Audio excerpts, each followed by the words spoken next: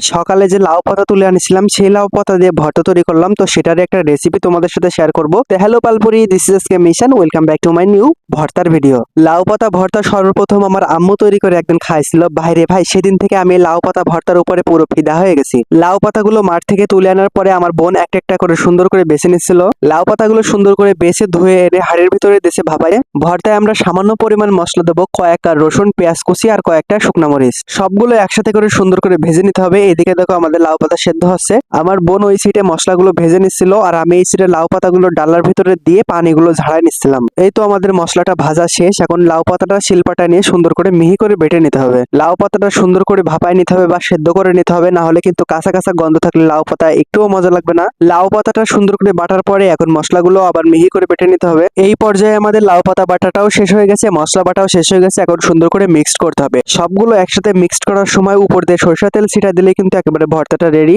ও আমাদের লবণ দিতে মনে ছিল না, তো লাস্ট পর্যায়ে এসে লবণ দিয়ে দিলাম। তো আমাদের ভর্তা কিন্তু রেডি। তো উপর দিয়ে আমি আবারও সরিষা তেল ছিটাই দিছি। যে কোনো ভর্তার সাথে আর সরিষা তেলের সাথে জানি কেন যেন একটা খুব গভীর সম্পর্ক রয়েছে। সরিষা তেল ছাড়া ভর্তা